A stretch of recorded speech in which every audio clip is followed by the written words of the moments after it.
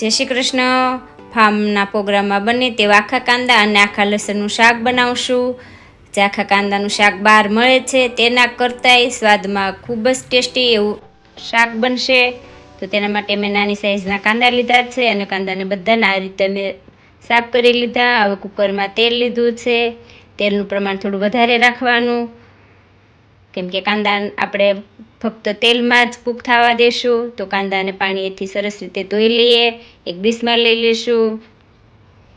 હવે તેલ આપણું ગરમ થઈ ગયું છે તો કાંદાને એડ કરી દઈએ.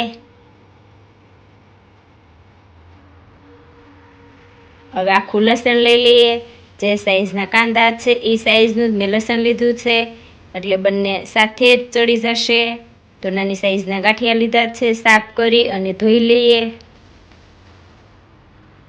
હવે નિતારી અને કુકરમાં એડ કરી દઈશું. તો બંનેને 4 થી 5 મિનિટ માટે ચડવા દેશું. તો ઢાંકી અને વચ્ચે વચ્ચે 1-2 વાર હલાવતા જઈએ અને 4-5 મિનિટ માટે ચડવા દઈએ તેલમાં જ. તો છરીએથી જોઈ લઈએ કે આપણા કાંદા ચડ્યા છે કે નહીં. તો 4 થી 5 મિનિટ જેવું થઈ ગયું છે. હવે કાંદા સરસ રીતે ચડી ગયા છે. તો આપણે એક વાસણમાં લઈ લઈએ. લસણના ગાંઠિયા પણ એકદમ સરસ રીતે ચડી ગયા છે ને. તો લસણના ગાંઠિયા ખાવાની ખૂબ જ મજા આવશે. તો ખડા મસાલામાં મેં બાંધ્યા તજ, લવિંગ, મિક્સર જારમાં આપણે અધકચરા પીસી લઈએ. અડધું તમાલપત્ર એડ કરશું.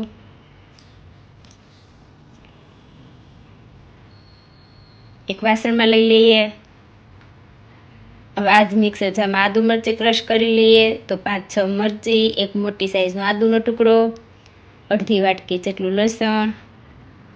આ બધી વસ્તુ મેં થોડી વધારે લીધી છે, કેમ કે આનો સ્વાદ શાકમાં ખૂબ જ સરસ આવશે. તો આદુ મરચીને આપણે એક ડીશમાં લઈ લઈએ. હવે આ જ મિક્સર જારમાં આપણે ગાંઠિયા અને સિંગનો ભૂકો કરી લેશું. જો તમારા આગળ ગાંઠિયા ના હોય તો ફાફડી અથવા સેવ કોઈ પણ વસ્તુ આલે ચણાના લોટની. તો અડધો પોણો વાટકો ગાંઠિયા, સફેદ તલ, સિંગદાણા. તો મિક્સર જારમાં આમને આ રીતે દળદળ પીસી લેવાનું. હવે એક વાસણમાં લઈ લઈએ.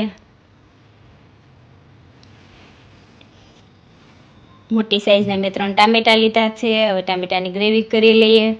આ શાક હું 6 થી 7 વ્યક્તિ જમી લે એટલું બનાવવાની છું, એટલે મેં ટામેટા થોડા વધારે લીધા છે.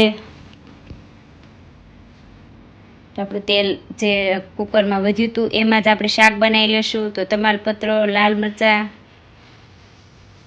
રાઈ, જીરું,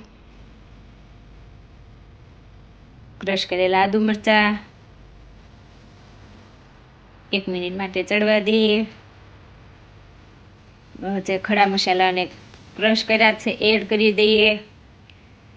ટામેટાની ગ્રેવી હવે તેલ છૂટું પડે ત્યાં સુધી ચડવા દેશું. તો તેલ છૂટું પડી ગયું છે. હવે મસાલા કરી લઈએ. મસાલામાં હિંગ, હળદર, લાલ મરચું પાવડર,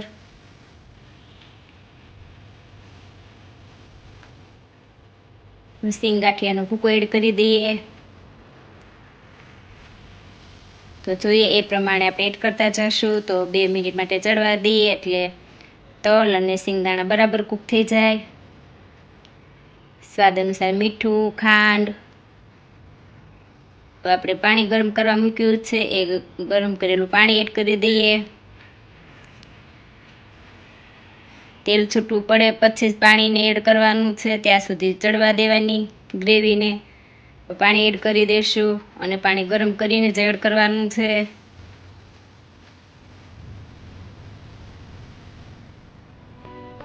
મગજતરી પાવડર. ગ્રેવીને બરાબર ઉકળવા દેશું. કાજુ અને દ્રાક્ષ એડ કર્યા છે. ગ્રેવી આપણી ઉકળે છે ત્યાં આખા કાંદા અને આખા લસણ એડ કરી દઈએ. લીંબુનો રસ. તો 2 થી 3 મિનિટ માટે આપણે ચડવા દેશું. લીલા ધાણા એડ કરી દઈએ.